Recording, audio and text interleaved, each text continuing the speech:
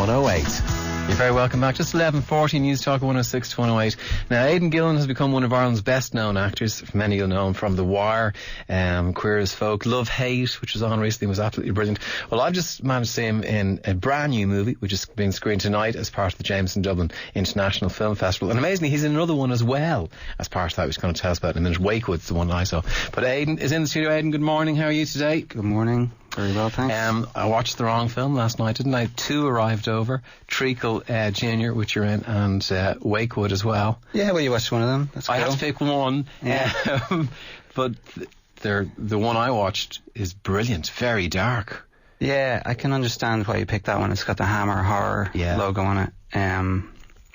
Yeah, I guess it's classed as a horror film, although when I read it I thought this is a family drama. But, a lot of my favourite horror films tend to be, or a lot of horror films generally are built around like some kind of family dysfunction or a tear in the fabric of a family, like Don't Look Now or The Exorcist. Yeah. Or The Shining. I must admit now, I want to tell you about Treacle Jr in a second, but Wakewood, for those who don't know, it's a couple who lose a child. Lose a child, are kind of numbed out with grief, move to rural, to start a new life in the country to try and, see if they can make their marriage work again. They move to the wrong place. Yeah. Or maybe the right place. I don't know. And they're made an offer they can't refuse, as ridiculous and preposterous as it is, to bring their daughter back. Yeah. Which, of course, how could they say no? Anyone would say yes. And except it's for a limited period of time. Of course, the girl doesn't want to go back. Of course, they don't want her to go back. Yeah. And that's when the villagers come, looming out of the mist, banging, scraping bones together and baying for blood. And being very scary. I'll tell you, watching on a laptop in a dark room last night. My wife and I, we were moving closer and closer together as it went on. Good. It's an intriguing thing about it too is that it's a Hammer Horror, because Hammer Horrors were famous in the 60s and 70s, and they had a mixed reputation. Some of the stuff like The Devil Rode Out, very, very scary stuff, very dark. Other stuff wasn't quite as dark. But it's back now. It's made Let the Right One In, didn't it? Yeah, their first release was the remake of Let the Right One In, which is called Let Me In. Yeah. Which was better than anyone thought it was going to be. And it was certainly a pretty good remake. I liked it. Yeah. We shot this, I think, before they shot that.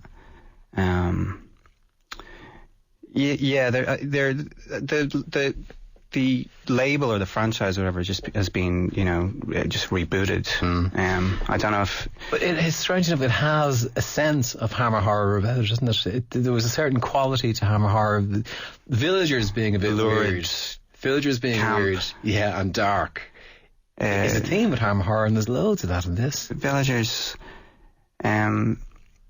Loads of what? There's loads of little old lady who's suddenly... That's just like the local people in Pedigo and County Donegal you're talking about there, Tom. I had a feeling you might say that. All right. Well, I must say I really, really enjoyed it. That's great. And that's something tonight. But tell me a bit about the other one. That sounds very intriguing as well. Treacle Jr is a film made by a very talented director called Jamie Traves. It's his third feature. I worked on his first one. He... has a quite distinctive and individualistic, visual and narrative style. He started off with short films and moved on to make some quite much loved pop videos. For instance, the video for the Radiohead track "Just." Oh yeah. The one where the guy's lying on the floor. Yeah. Which is frequently voted kind of top 5 or top 10 kind of best rock videos. He did the Coldplay video, The Scientist, the one that's all backwards. And the thing about this is that he makes his videos like short films, and it's a testament to his skills and as a filmmaker that he's managed to construct those films or those promos as well as he has, because as you know yourself, you only get like a couple of days to put one of these together, and to get such a kind of oddness into them. I mean, the Radiohead one's very thrilling, but it's about centered around a guy having some kind of a mental breakdown, and the Coldplay one is quite dreamy, romantic, telling this story of like a fatal car crash. Anyway, so I wouldn't normally jump to say, the guy who directed this film comes from a pop video background, but he came to that through short films. Anyway, in the first place. And it was also born out of a conversation we had. I mean, he's a good friend of mine, has been for 11 years, where he'd spent like 5 years working on a film, which was an adaptation of a Patricia Highsmith novel called Cry the Owl, which is a very good film, but it just wasn't really sane. I had spent like a year working in cop dramas, which were kind of perilously close to the middle of the road, and I just thought, I don't want to be doing this. So, from the length of time from the initial conversation we had to this thing coming, actually being screened at the Dean Art Film Festival was like 10 months or whatever. Basically, it's for want of a better description, like a buddy film, a kind of distant cousin of something like Midnight Cowboy with like a South London kind of vibe. A guy, quite middle class guy, wife, kids, nice job, house in the suburbs in Birmingham. One day says, I'm going to the shop. He's like one of these guys that, it happens. They say, I'm going to the shop, I'm going to work, and they go down, they walk past the shop and they get on the train and they just never come back. And that's, what the framing of the story is. And this guy goes to London and meets this quite odd and very chatty character. That's you. That's me. Right. Yeah. Rambling, half-witted. Yeah, and I was just rambling quite a lot there, actually. That's what it sounds there, yeah. Sounds great. Very, very different to Wakewood. Is that how they're filmed obviously very separately. Yeah. Is it hard switching from a totally different character? No, because I'm usually kind of dying to get out of... Well, no, when it's finished, I'm not dying to get out of it, but when it's finished, I'm usually kind of looking to do something kind of different, completely different, and get out of there and... So most bands, if they make a heavy album, the next one has to be light. If they make a light album, that kind of thing. It has to be kind of heavy, basically. You went into acting very young, didn't you? I started when I was about 13. How so young? What got you? Coincidentally, there was a youth theatre group near where I lived, a very good one on Gardner Street called Dublin Youth Theatre. A mate of mine was in it. My sister was in it. I used to be an altar boy in the church across the road. I knew it was there. I kind of followed my mate in and started hanging around. And like everybody says, it was as much to, see the girls and play pool. And I didn't actually play that many parts in the first few years. But I did get a good background in kind of building scenery, painting, kind of all this kind of stuff. Yeah. And then when I was like 15, 16, I started getting a few decent parts in plays. And when I was 17, I did a production in the project, which got quite well received. I just went down to the Union in Liberty Hall and got my equity permit, when I was 17. Yeah. And I've been working kind of most of the time since then. Fantastic. Mostly in England.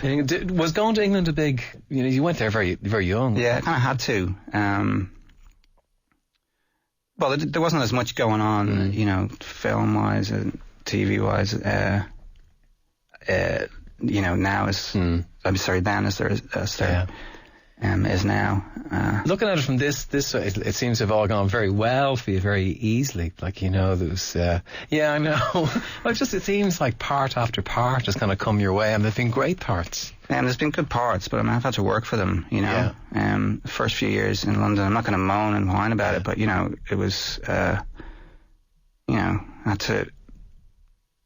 had to work to get anything I've ever got, anything. And the things that might seem to come easy kind of now, it's just kind of based on what you've been doing for the last 20 years. And that's, and at the start of that period of time, it's, following people around. It's like putting, things into 100 letterboxes, it's like literally following, directors down the street.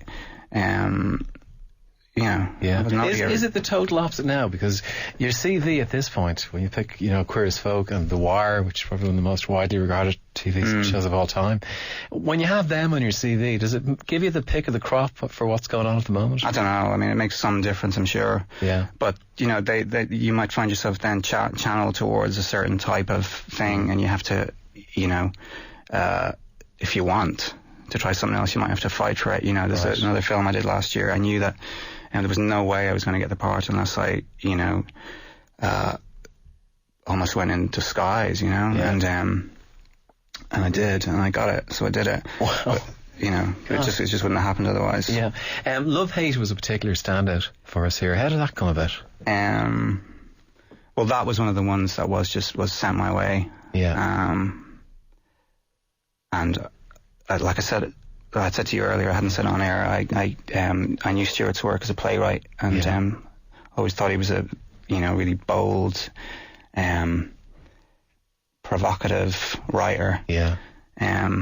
So there wasn't much to it. I read it. Great. It was in Ireland. It was very enjoyable.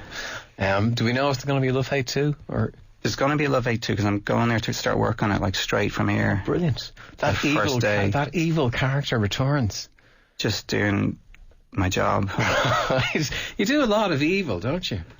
That was another reason that we did this. The Treacle Jr. thing came about because Jamie, who's like I said a good friend of mine, brought that point up and said, what's the story? Because when I met you first, you were, there was comedy, there was this, there was that, and I thought, yeah, you're right, because it just happened once. I think it was, I'm not sure, like about 12 years ago or whatever, I played this part in a film called Mojo, and after that, which was set in the music business in like London in the 50s, and it was the first of those type of kind of very cold characters that came my way.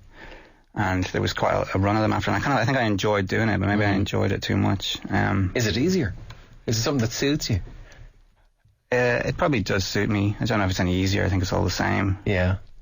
That's fascinating, I'll tell you. Fascinating. So Treacle Jr. is going to be shown on the 25th. It's on Friday. As part of the Brilliant. Film Festival. I'm looking forward to watching that tonight. I'll be able to report to people on that tomorrow. But I did watch Wakewood last night, and that was dark, deeply unsettling. Fantastic to watch. A joy. Yeah. Can I just say one more thing? I just want to acknowledge the influence of somebody with regards to Treacle Jr. because it's obvious. It's going to be obvious to anyone who sees it that I've based my character in some way on a man around town in Dublin who's Aidan Walsh, who no way a lot of people know, who's got quite a media profile I know himself Aidan very well. And Jamie and myself were talking when we saw Shimmy Marx's documentary years ago. We were saying it would be really brilliant to make a film about Aidan Walsh. This isn't it. Yeah. We never came about. But when he was talking about trying to make something about an optimistic, the mandate was let's try and do something about a person who's wildly optimistic in the face of staggering, odds stacked against you. Yeah. I couldn't get Aidan out of my head, so we ended up doing these workshops to try and develop the script. Aidan's kind of voice came through. Yeah. But it's not Aidan's story. So thanks, Aidan, for being cooperative. He have community games fame, a legend. A legend around Dublin. Well, listen, Aidan, thanks very much for dropping in this morning. Pleasure talking to you. All right, thank you. Delight is going to be Love Hate, and look forward to seeing you in that as well. Okay, thanks a lot. For joining us. Just gone 11:53, Newstalk 106 108.